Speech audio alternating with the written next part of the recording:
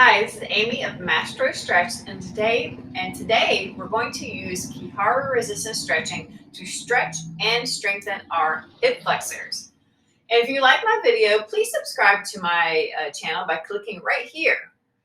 And then also I have a free stretch to strength starter program that you can get access to by clicking right here. Okay, so let's get to our hip flexor stretch.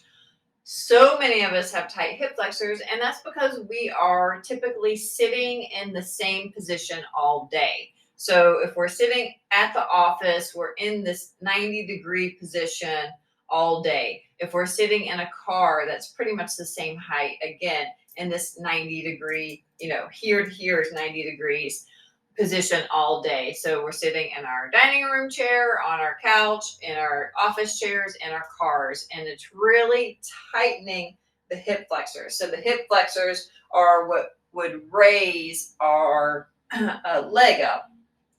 So the muscles that connect and tissues that connect the hip and leg together. Those are our hip flexors. So right through here, this is going to feel real tight on most of you.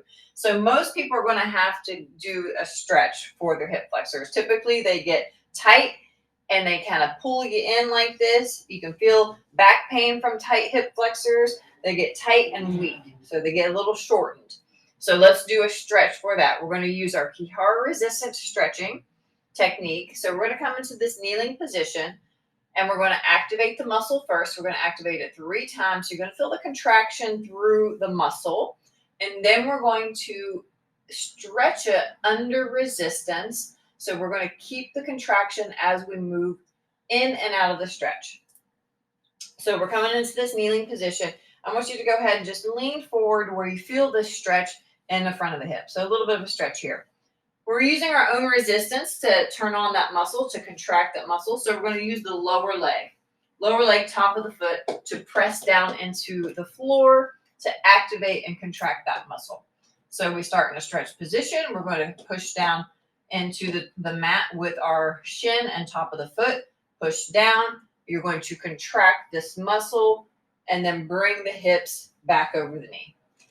Relax and repeat that. Push down.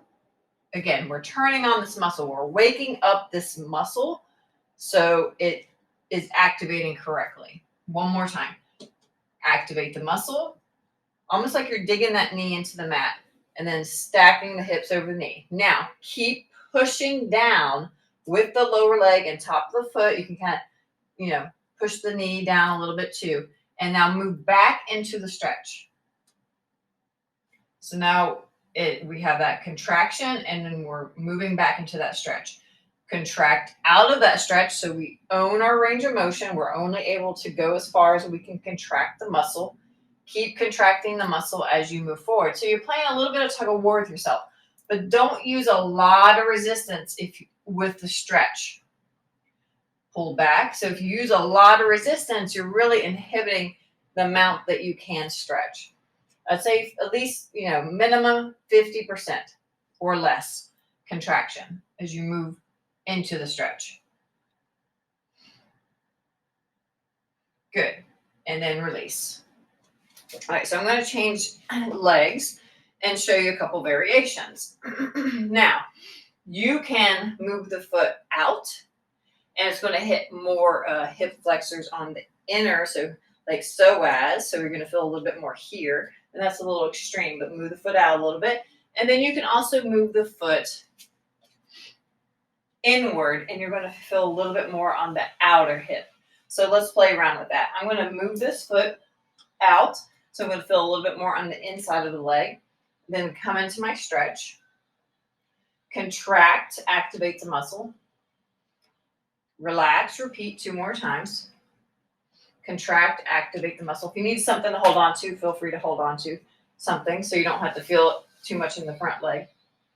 One more time, contracting. Now, push down with that leg as you move into the stretch. And you should feel it. If your foot is angled out, you should feel a little more on the inside of this leg. Contract back. I'm going to switch. Turn that leg in, push down, and then move back into the stretch. I'm going to feel a little bit more on the outer hip. TFL. Contract, move back, and then repeat that.